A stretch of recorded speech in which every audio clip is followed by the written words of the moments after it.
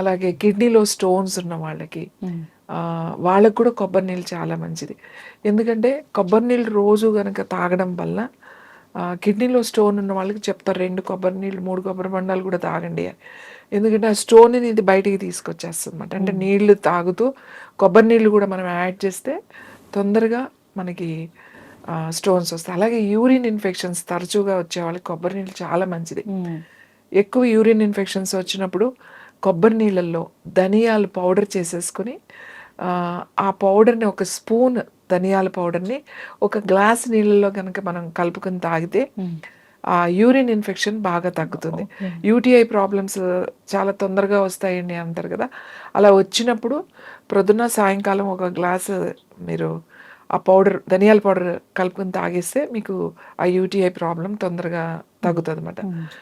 కొబ్బరి నీళ్ళు ఎలా పనిచేస్తుంది అని అంటే, కొబ్బరి నీళ్ళు రెగ్యులర్గా దీనికి లిమిట్ ఏం లేదు. అంటే మేము కొబ్బరి తోటలో ఉండేవి కాబట్టి కొబ్బరి పెరిగాం కాబట్టి మంచినీళ్ళలాగా తాగేసేవాళ్ళం. గోదావరి జిల్లా కదా, సమ్మర్ ఏమవుతుంది అని అంటే రోజు పొద్దున్నే కొబ్బరి బొండాలు వచ్చేస్తాయి, అవి చెక్కేసి అక్కడ పెట్టేస్తారు ఒక గాబులాగా గోళం అంట, సిమెంట్ తొట్టులు ఉంటాయి కదా, నీళ్లు ఉంటాయి కదా, అందులో వేసిస్తారు కొబ్బరి బొండాలు చల్లగా ఉంటాయని. ఎప్పుడు కావాలంటే అప్పుడు మనం అది ఇలా కొట్టుకోవడం తాగేసి